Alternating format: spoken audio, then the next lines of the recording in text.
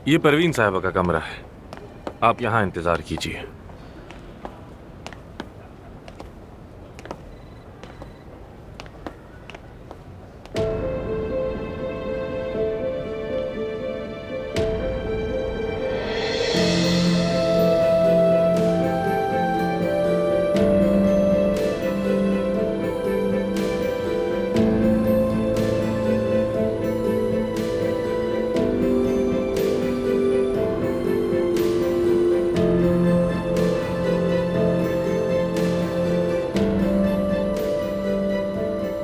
ये तो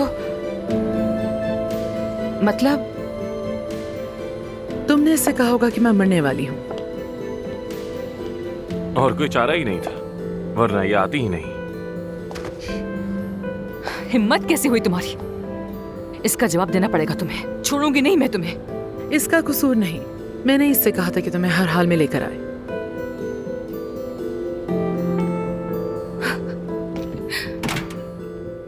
आखिर आप मुझसे चाहती क्या है? छोड़ दो। हाँ, मुझे क्यों बुलाया यहाँ? सोचा भी कैसे बुलाने का? बेटा मैं तो सिर्फ तुम्हें इतना बताना नहीं सुनना चाहती थी कि मुझे कुछ नहीं सुनना। नहीं चाहती हूँ। आपने क्या सोचा, खुद को क्या समझती है?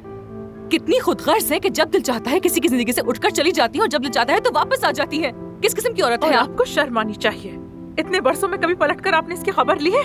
इस बदतमीज लड़की से कहो कि यहाँ से निकल जाए। जिससे आप बदतमीज कह रही हैं, इसी के पेरेंट्स ने मुझे बचपन से पाला है। उन्होंने ही मुझे सहारा दिया। अब मेरी माँ बनने की कोशिश बिल्कुल मत करें। ऐसी माँ किसी को भी ना मिले। शर्म आनी चाहिए आपको। थू। मैं तुम्हारे सारे सवालों के जवाब दूंगी। बहुत सी बातें हैं जो तुम्हें बतानी है। हाँ, चलो ऐसा चलते हैं। वक्त जाया करने तुम्हें की यहाँ जरूरत किसी नहीं। वजह से चलो। बुलाया था मैंने। आप आज भी वैसी ही हैं। बिल्कुल नहीं बदली। खुदगर्ज, मतलबी, संगदिल। अब यहाँ तक आ ही गई हो तो बात सुन लो मेरी। चली जाना फिर। नहीं मिलूंगी मैं आइंदा तुमसे। कोशिश तो करें मिलने की, फिर बताती हूँ। चलो सुन यहाँ से। चलो आओ मेरे साथ। मुझसे अब काम नहीं होता। काफी अरसे से मैं अपने हाथ का दर्द और उसका सुन रहना इग्नोर करती आई हूँ। पेरिफेरल न्यूरोपैथी का मसला है मुझे। अच्छा, तो मैं क्या करूँ? हाँ बताइए ना। मेरे हाथ में लिपोमा बढ़ रहा है, इसलिए मुझे फौरन सर्जरी करवानी होगी और फिर उसके बाद मेरी थेरेपी स्टार्ट की जाएगी। तभी मेरा हाथ दोबारा काम कर सकेगा। यहाँ चल क्या रहा है? क्या कोई टीवी प्रोग्राम चल रहा है? क्या हो रहा है? बताएं मुझे। मैं कुछ अर्सा मौजूद नहीं होंगी, इसलिए चाहती हूँ कि तुम ये हॉस्पिटल चलाओ। क्या मजाक कर रही हैं? पहले बेटी को छोड़ दो, फिर उसे काम करने के लिए बुला लो। हाँ, कहाँ पे लगा है कैमरा? तुम्हें ये मजाक लग रहा है? भाड़ में गया हॉस्पिटल। मैं क्या करूं? मेरी बात सुने, मुझे आपसे कोई गर्ज नहीं। भाड़ में जाए आप और आपकी बीमारी और आपका ये काम। 3 महीने बहुत लंबा अरसा होता है। इस दौरान मैं अपने क्लाइंट्स को खोना नहीं चाहती। वो दूसरे डॉक्टर्स के पास चले जाएंगे और मुझे नुकसान होगा, और इसके लिए मैं सिर्फ तुम पर भरोसा कर सकती हूँ। और आपको ये ख्याल कैसे आ गया? हाँ, तुम्हारे बाप की तरबियत की वजह से। चाहे उसने तुम्हें और कुछ ना दिया हो, लेकिन भरोसे लायक जरूर बनाया है सबके लिए। आपने ठीक कहा। हाँ, ऐसा ही है।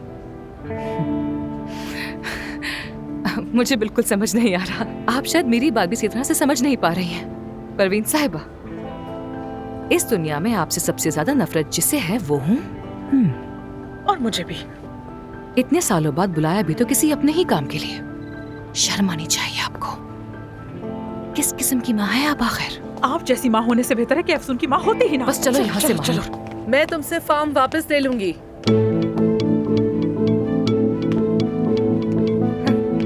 क्या कहा? वो फार्म छीन लूंगी मैं तुमसे। आप नहीं कर सकती। वो बाबा का है, आप उसे नहीं ले सकती हैं। वो फार्म बाबा की जिंदगी है। हमारे मुलाजिम, हमारे घोड़े सब उससे जुड़े हैं। मैं जुड़ी हूँ। आपको फर्क नहीं पड़ता, लेकिन मुझे पड़ता है। वो फार्म हमने अपने हाथों से बनाया है। बाबा की मेहनत लगी है। आप उनके साथ ऐसा नहीं कर सकती हैं। ये बताओ कि आज के दौर में कौन सी औरत है जो तलाक के बाद भी 20 साल तक अपना फार्म अपने एक्स हस्बैंड को दिए रखेगी? कौन है ऐसी? अगर तुम अपने बाप को थोड़ा सा भी जानती हो तो उसके पास तो फूटी कौड़ी भी नहीं थी। यकीन नहीं आता।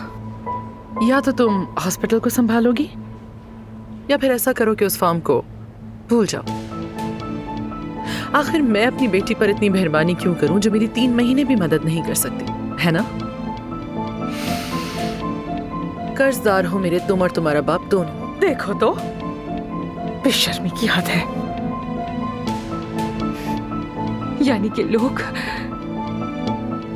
ठीक कहते थे। आपका फार्म आपको मुबारक हो। हॉस्पिटल और आप दोनों भाड़ में चले। क्या इसे इसीलिए बुलाया था आपने? बेटी है वो आपकी बेटी। आखिर किस तरह की माँ है आप? एफसून रुको।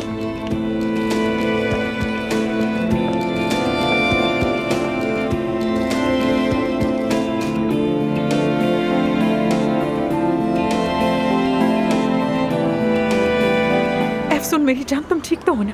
ठीक हूँ मैं। तुम फालतू में मेरे पीछे पीछे यहाँ चले आए, मुझे इतना बुरा लग रहा है यार। अरे अब बस भी करो यार। अब तुम बाबा को फार्म का कैसे बताओगी? वो बेचारे तो गम से आधे हो जाएंगे। परवीन साहिबा वैसे भी उस फार्म का आखिर करेंगी क्या? सिर्फ मुझ पर दबाव डालने के लिए ऐसा कर रही हैं वो।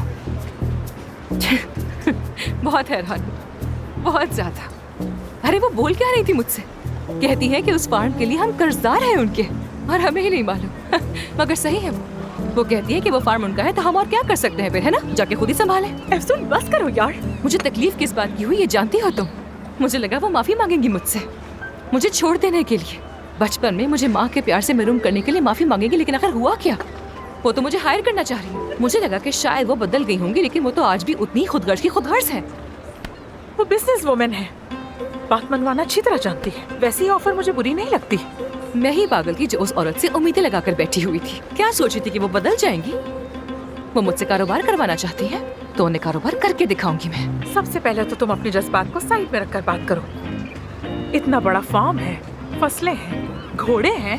अरे सिर्फ 3 महीने ही तो काम करना है और फिर वो जमीन तुम्हारी हो जाएगी। हाँ, एहसान भी उतर जाएगा और उनसे मेरी जान भी छूट जाएगी। मैं होती तो कबूल कर लेती। तुम तो रहने दो मानूर। मैं जानती हूँ कि इस्तांबुल आने के लिए तुम कुछ भी करने को तैयार हो जाओगी। बस 3 महीने चाहिए, फिर फार्म हमारा हो जाएगा। ठीक कहती हो, दिमाग से सोचते हैं।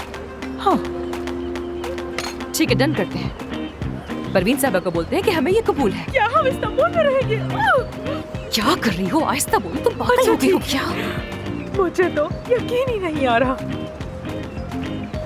तो फिर अब से बॉस होंगी मैं। सबसे पहले तो उस ड्राइवर को फारिग करूंगी। हाँ। क्या बात है, ये इस्तांबुल में आ गई हूँ। अब तुम जाकर किसी और की चापलूसी करोगे।